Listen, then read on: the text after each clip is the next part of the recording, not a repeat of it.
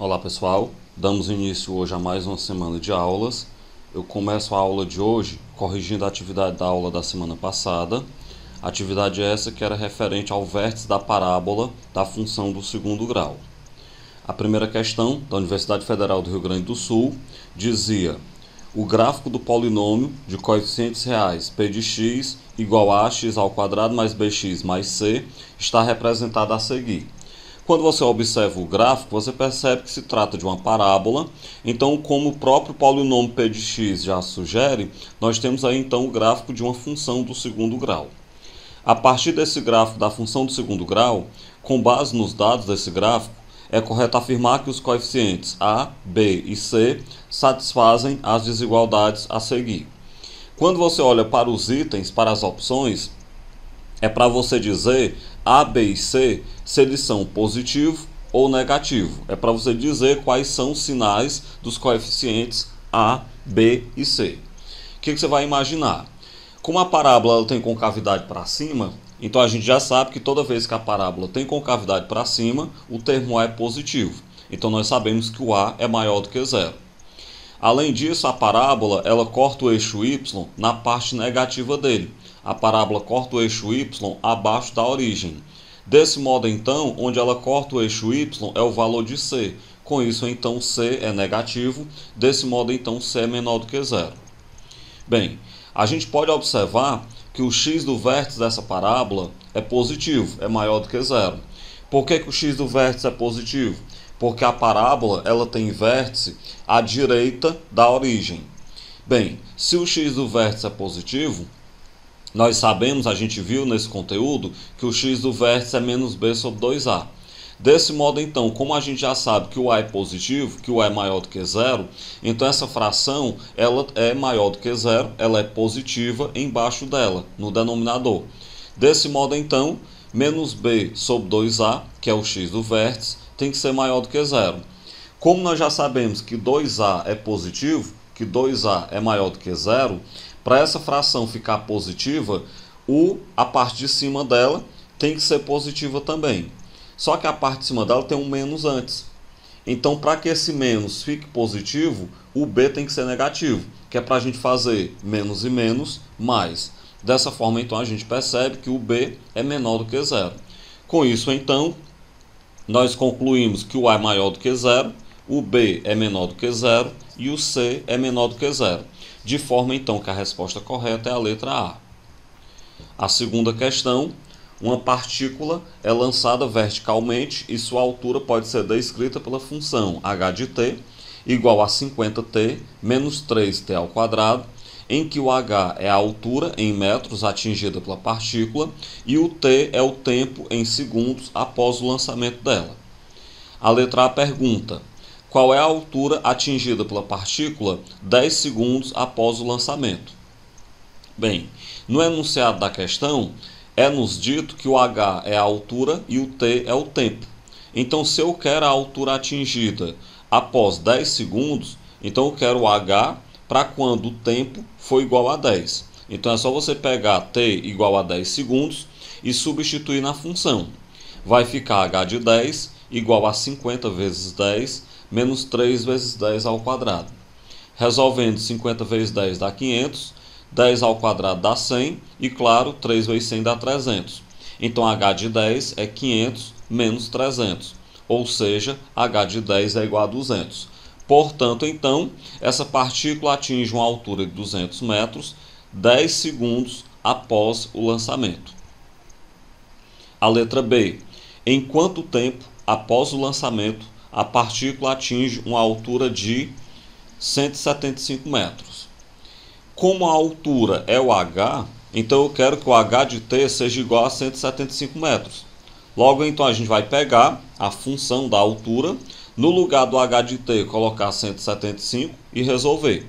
Vai ficar, então, 50t menos 3t ao quadrado igual à altura, que é 175.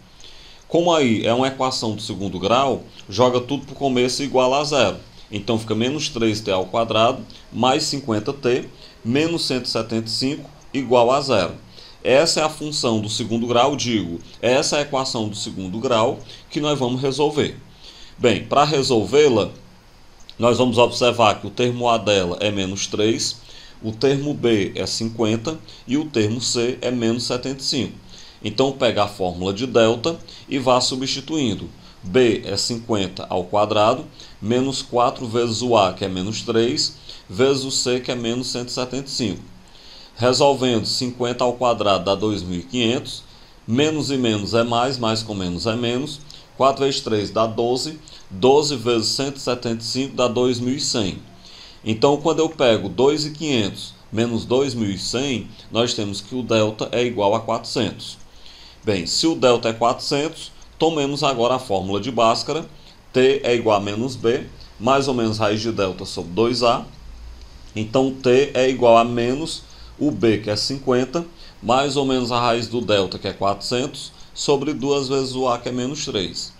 Vai ficar, então, menos 50, mais ou menos 20, que é a raiz do 400, sobre menos 6, que é o valor de 2 vezes menos 3. Aí, então, eu vou separar em T' e T2'. O T' é menos 50 mais 20 sobre menos 6. Menos 50 mais 20 dá menos 30. Então, vai ficar menos 30 sobre menos 6. Menos 30 dividido para menos 6 dá 5. Então, nós temos aí que o T' é igual a 5. O T2' é menos 50, menos 20 sobre menos 6. Menos 50 menos 20 dá menos 70. Esse menos 70 sobre menos 6, eu simplifico em cima e embaixo, numerador e denominador, por menos 2. Então, o T2' vai ficar 35 sobre 3. Dessa forma, então, nós temos que, para que a altura atinja 175 metros, o tempo é de 5 segundos ou de 35 sobre 3 segundos. Lembrando que 35 sobre 3 segundos dá aproximadamente 11,6 segundos. Ainda continuando na letra B, eu quero agora o tempo para uma altura de 75 metros. Então, façamos de maneira equivalente. Eu vou pegar h de t igual a 75 e vou substituir lá na função. Vai ficar 50t igual a menos 3t ao quadrado igual, eu falei errado aí. Vai ficar 50t menos 3t ao quadrado igual a 75. Joga tudo para o começo, igual a 0. Então, menos 3t ao quadrado mais 50t menos 75 igual a 0. Com isso, então, o termo A é menos 3, o termo B é 50, o termo C é menos 75. Então, pega a fórmula de delta e vamos substituir. O B é 50 ao quadrado, menos 4 vezes o A, que é menos 3, vezes o C, que é menos 75. Resolvendo, então, 50 ao quadrado é 2.500. Menos e menos é mais, mais com menos dá menos. 4 vezes 3 dá 12, 12 vezes 75 dá 900. Então, se eu pego 2.500 menos 900, isso dá 1.600. Logo, então, o delta é igual a 1.600. Com esse valor de delta, pega a fórmula de Bhaskara e vamos substituir. O T é menos o B, que é 50, mais ou menos a raiz quadrada do delta, que agora é 1.600, sobre 2 vezes o A, que é menos 3. Então, isso fica menos 50, mais ou menos 40, que é a raiz do 1.600, sobre menos 6. Separa agora em T' e T2'. O T' é menos 50 mais 40 sobre menos 6. Menos 50 mais 40 dá menos 10. Menos 10 sobre menos 6. Eu vou, então, dividir, simplificar por menos 2 em cima e embaixo. Isso vai ficar 5 sobre 3. Logo, o T' é 5 sobre 3. O T2' pega menos 50, menos 40 sobre menos 6. Menos 50 menos 40 dá menos 90. Menos 90 sobre menos 6 dá 15. Portanto, então, essa partícula atinge uma altura de 75 metros após um tempo de 5 sobre 3 segundos, dá aproximadamente 1,6 segundos, ou após um tempo de 15 segundos. Continuando ainda a correção dessa questão, a letra C pergunta: em quanto tempo, após o lançamento, a partícula volta à altura zero? É claro que no lançamento, como a questão já falou, a partícula estava na altura zero, mas ela voltou para a altura zero depois de quanto tempo? Então agora é só pegar o equivalente. Se eu quero que a altura seja zero, o h de t é zero. Então peguemos a função do segundo grau igual a zero. Vai ficar 50t menos 3t ao quadrado igual a zero. Organizando a função, na verdade a equação, fica menos 3t ao quadrado mais 50 igual a zero, mais 50t igual a zero, onde nós temos que o termo A é menos 3, o termo B é 50, o termo C é zero. Então pega a fórmula de delta, substitua o B por 50 ao quadrado, menos 4 vezes o A, que é menos 3, vezes o C, que agora é zero. 50 ao quadrado dá 2.500, e esse produto vai dar zero. Portanto, o delta é igual a 2.500. Tendo o delta, pela fórmula de Bhaskara, o T é menos B, mais ou menos a raiz de delta sobre 2A. Então vai ficar menos o 50, mais ou menos a raiz do delta, que é 2.500, sobre 2 vezes o A, que é menos 3. Portanto, o delta, ele é menos 5, o T, ele é menos 50, mais ou menos a raiz do delta, a raiz do 2.500, que é 50, sobre menos 6. Separo em T' e T duas linhas. O T' é menos 50 mais 50 sobre menos 6. Isso vai dar 0 sobre menos 6, que é 0. O T duas linhas é menos 50 sobre menos 6. Isso dá menos 100 sobre menos 6. Simplifica por menos 2. Isso dá 50 sobre 3. Bem, a questão perguntava quanto tempo após o lançamento. Observem que o tempo igual a zero não é após o lançamento. O tempo igual a zero, ele é no lançamento. Então a resposta que convém para nós é só 50 sobre 3. Portanto, nós vamos ter a altura de 0 metro após 50 sobre 3 segundos. Dá aproximadamente aí 16,6 segundos. A letra D. Qual é a altura atingida pela partícula, a altura máxima, digo, e pergunta em quanto tempo após o lançamento ela atingiu esta altura. Observemos então que nessa função h de t igual a 50t menos 3t ao quadrado, nós vamos ter uma parábola com cavidade para baixo. Desse modo então, a altura máxima acontece no vértice. Então essa letra D está perguntando, na verdade, quais são as coordenadas do vértice. Quando ela pergunta a altura máxima, é o h do vértice.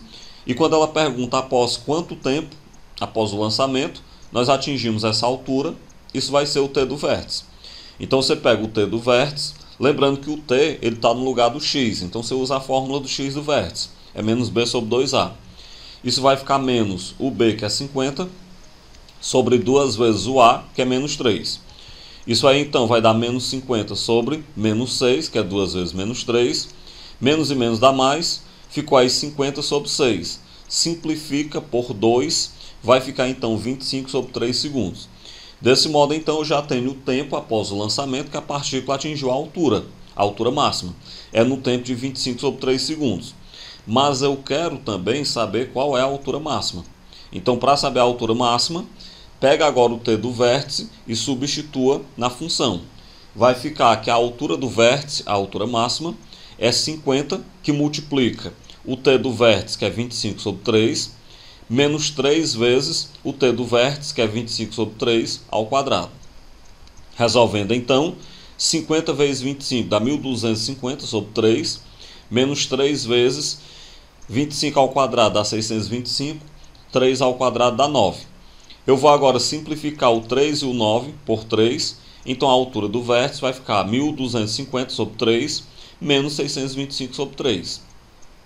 Se eu pego 1.250 menos 625, isso dá 625 sobre 3. Essa então é a altura máxima atingida pela partícula, que é a altura do vértice. Portanto, a altura máxima alcançada é de 625 sobre 3 metros, dá aproximadamente aí 208,33 metros, e ela ocorre 25 sobre 3 segundos, aproximadamente 8,33 segundos após o lançamento. A terceira questão. Determinada indústria farmacêutica vende cada caixa de certo medicamento por R$ 90. O custo de produção, que vou chamar de C, desse medicamento, varia de acordo com a função C de N, igual a 0,2 N ao quadrado, mais 6N, mais 430, em que N é a quantidade de caixas produzidas. Então você percebe que o custo de produção depende aí da quantidade de caixas produzidas. A letra A pergunta qual é o custo para produzir 4 caixas desse medicamento, E ainda pergunta se fabricando e vendendo 4 caixas por dia, se essa indústria terá lucro ou prejuízo. Bem, para 4 caixas, é só a gente pegar n igual a 4, já que n é o número de caixas, e substituir lá na função do custo. Então vai ficar c de 4 igual a 0,2 vezes 4 ao quadrado, mais 6 vezes 4, mais 430. Resolvendo então, o custo de 4 caixas será 0,2 vezes 4 ao quadrado, que é 16, mais 6 vezes 4, que é 24, repete o mais 430. Agora eu peguei 0,2 vezes 16, dá 3,2 e repeti o restante. Juntando então 3,2 com 24 com 430, nós temos então que o custo da produção aí de 4 caixas desse medicamento é um custo de R$ 457,20. Bem, acontece que a questão não perguntava só isso. A questão perguntava se 4 caixas se dá lucro. Para a gente saber se ela dá lucro ou não, vamos então saber quanto é que o farmacêutico ele vai arrecadar vendendo essas 4 caixas. Bem, cada caixa é vendida a R$ 90. Então 4 caixas serão vendidas por R$ 360. Isso quer dizer então que ele vai ter prejuízo, porque ele vai vender por R$ 360 4 caixas que custaram R$ 457,20. Isso quer dizer então que ele vai ter um prejuízo de R$ 97,20. A letra B.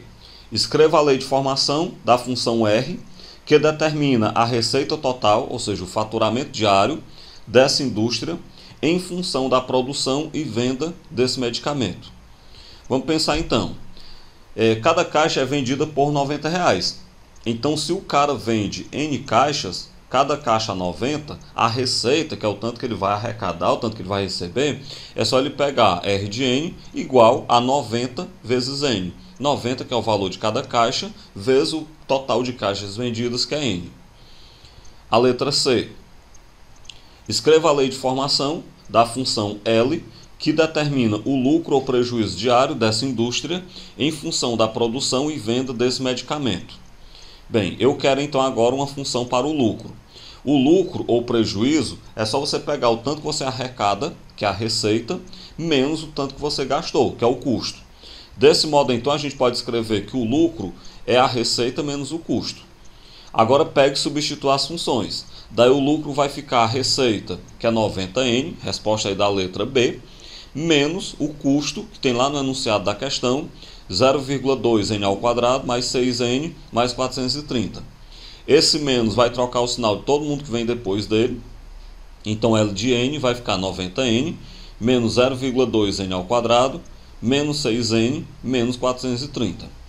Agora eu vou juntar 90N menos 6N, dá 84N. E aí então a gente chega na função que representa o lucro, que é L de N, igual a menos 0,2N ao quadrado, mais 84N, menos 430. A letra D. Qual é o lucro máximo diário que essa indústria pode obter com a venda desse medicamento?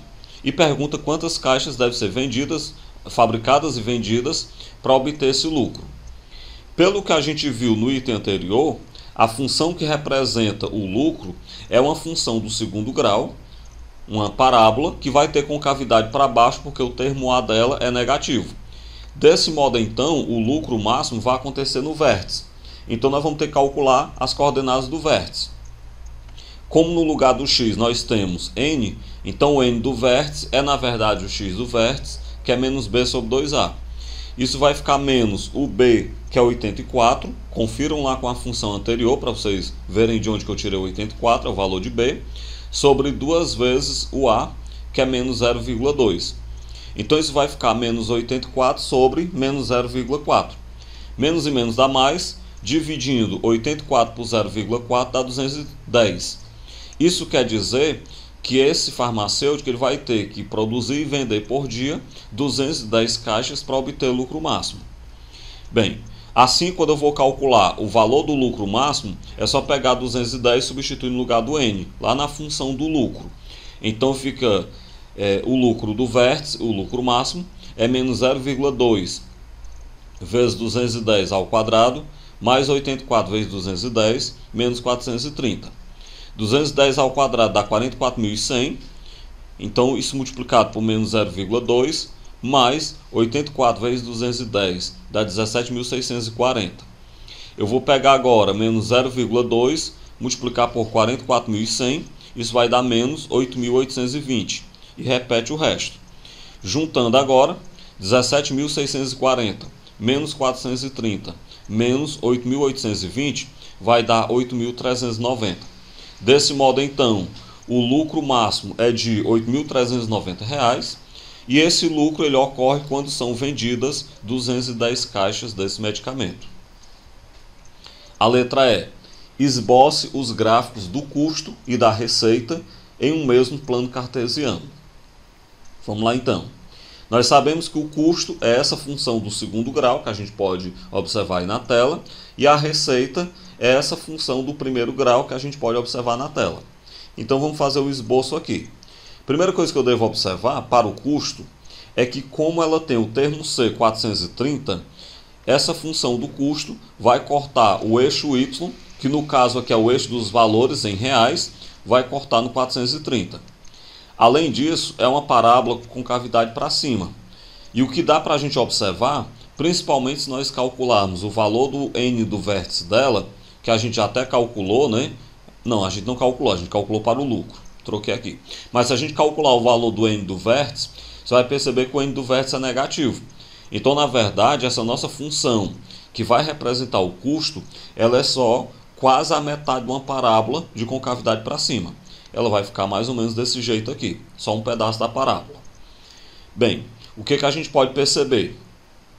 A gente pode perceber que quando nós temos uma produção N de aproximadamente 414,8 caixas, lembrando que isso aqui é só para efeito de montar o gráfico, né? Porque não é possível produzir 414,8 caixas, já que a quantidade de caixas não pode ser quebrada. Para essa produção, nós teríamos um custo em reais de R$ 37.333,52. Por que eu procurei exatamente esse ponto? Porque, na verdade, esse ponto é exatamente o ponto onde o gráfico do custo e o gráfico da receita vão se cruzar. Dá para você verificar isso igualando as duas funções, você vai chegar nesse resultado. O gráfico da receita é uma reta, já que é uma função do primeiro grau, é uma reta crescente. Essa reta crescente, ela passa pela origem, e como eu disse que esses dois gráficos vão se cruzar exatamente nesse valor que eu já marquei no gráfico, então é só você pegar uma reta, passando pela origem e, claro, passando por esse outro ponto. Está aí então o gráfico da receita. Bem, o que eu quero chamar a atenção nesse momento? Precisa ser chamada a atenção para o fato de que nenhum dos dois gráficos passa para o lado negativo do N. Por que não passa para o lado negativo do N? Porque não é possível vender uma quantidade negativa de caixas de medicamento. A quantidade de caixas vendidas é sempre um valor positivo, ou nulo. A quarta questão da Universidade Federal da Paraíba, né? Em seus trabalhos de campo, os botânicos necessitam demarcar áreas de mata onde farão observações. Essas áreas são denominadas de parcelas e geralmente usa-se corda para demarcá-las. Nesse contexto, se uma parcela retangular for demarcada com 60 metros de corda, sua área máxima será de quanto? Vamos lá pensar então. Seja x e y as dimensões do terreno retangular. Bem, se as dimensões do terreno retangular são x e y, então o retângulo ele é formado por 4 lados, logo serão 2 lados de medida x, 2 lados de medida y. Na hora que eu uso corda para demarcar esse terreno, eu estou fazendo o perímetro dele. Então, como eu utilizei 60 metros de corda vai ser o perímetro desse nosso retângulo. O que é o perímetro do retângulo? É a soma dos dois lados x com a soma dos dois lados y. Então, o perímetro do retângulo vai ser 2x mais 2y. Esse perímetro, então, ele tem que dar 60 metros de corda que eu utilizei. Portanto, 2x mais 2y igual a 60 metros. Simplifiquei tudo por 2, ficou x mais y igual a 30. E agora eu vou isolar o y, jogando x para o outro lado. Eu obtenho então que o y é 30 menos x. Bem, mas o que a questão pedia? A questão pede a área. Lembremos que a área de um retângulo é base vezes a altura, é o produto das dimensões. Como as dimensões são x e y, a área desse retângulo, desse terreno retangular, vai ser x vezes y. Mas o y é 30 menos x. Então vai ficar x multiplicado por 30 menos x. Distribua. X vezes 30 dá 30x. X vezes menos x dá menos x ao quadrado.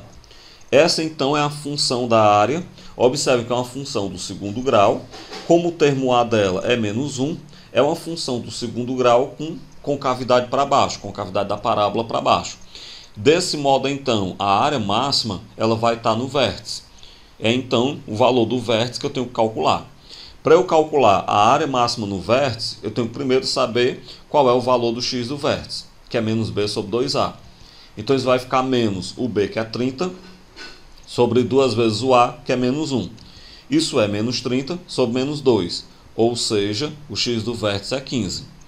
Se o x do vértice é 15, então agora substitua na fórmula da área para encontrar a área máxima. Vai ficar então 30 vezes o x do vértice, que é 15, menos 15 ao quadrado. 30 vezes 15 dá 450, menos 15 ao quadrado dá 225. Subtrai então dá 225.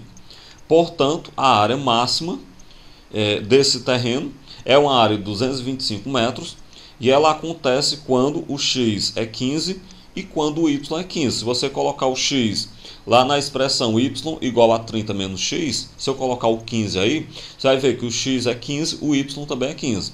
Então, na verdade, a área desse terreno será máxima quando o terreno for quadrado de dimensões 15 por 15 e a sua área será de 225 metros quadrados. De maneira, então, que a resposta correta é a letra D. A quinta questão. Bruno dispõe de 950 metros de arame para cercar uma superfície retangular a fim de prender algumas ovelhas. A cerca deverá ser composta de 5 fios de arame igualmente espaçados. Para economizar arame, ele utilizará uma das cercas já existentes na propriedade, tendo assim que cercar apenas 3 lados. Já tem um lado que tem uma cerca, basta então cercar os outros 3 lados. Quais deverão ser as medidas da superfície cercada por Bruno, de maneira que sua área seja máxima? Muito parecido com a questão anterior, mas tem algumas coisas que são diferentes. Primeira coisa, se eu chamar de x e y as dimensões do terreno, eu vou ter aqui então essa dimensão que vou chamar de y, eu vou ter essa dimensão que vou chamar de x e essa dimensão que vou chamar de x. A outra dimensão de medida y, ela não precisa ser cercada, porque ela já tem uma cerca. Observe que ele não está fazendo a cerca do lado dela. O que eu vou observar então? Serão colocados 5 fios de arame, totalizando então 950 metros. Desse modo então, se eu pegar a dimensão do terreno que ele vai cercar, vejam aí que ele vai cercar 2 lados x e um lado y. Então ele vai cercar 2x mais y. Esse 2x mais y, ele vai colocar 5 peças de arame. Então você tem que multiplicar por 5. Feito isso, ele gasta 950 metros de arame. Então iguale a 950. Pego o 5, passa dividindo. Quando eu dividir 950 por 5, vai dar 190. Então eu tenho que 2x mais y é 190. Isolo o y. Então o y é 190 menos 2x. Isolado o y, então vamos para a fórmula da área, muito parecido com a anterior. A área vai ser o produto das dimensões, que é x vezes y. Como o y é 190 menos 2x, vai ficar x que multiplica 190 menos 2x. Multiplicando, então, nós temos x vezes 190 dá 190x, x menos 2x, x multiplicado por menos 2x dá menos 2x ao quadrado. De maneira, então, que a área desse terreno é 190x menos 2x ao quadrado. Como eu quero a área máxima ela está no vértice. Então, você vai ter que calcular o valor do x do vértice para depois descobrir a área máxima que está no vértice. O x do vértice é menos b sobre 2a. Isso vai ficar menos o b, que é 190, sobre 2 vezes o a, que é menos 2. Isso dá menos 190 sobre 2 vezes menos 2, que é menos 4. Dividindo menos 190 por menos 4, vai dar 47,5. Então, nós teremos a área máxima quando o x for 47,5 metros. Para, então, achar a área máxima, na verdade, não é nem a área máxima, né? ele pede as dimensões para que eu obtenha a área máxima. Então, para a gente encontrar, eu já encontrei o x, que é 47,5 metros, eu vou ter que encontrar o y, que é a outra dimensão. Como o y é 190 menos 2x, então vai ficar 190 menos 2 vezes 47,5. 2 multiplicado por 47,5 dá 95. 190 menos 95 dá exatamente 95 metros. Portanto, o terreno ele vai ter que ter dimensões que sejam de 47,5 metros por 95 metros, para que a gente obtenha um terreno aí de área máxima. Dessa forma, então, a gente finaliza a correção dessa atividade e agora eu retomo logo em seguida com o próximo tópico desse assunto.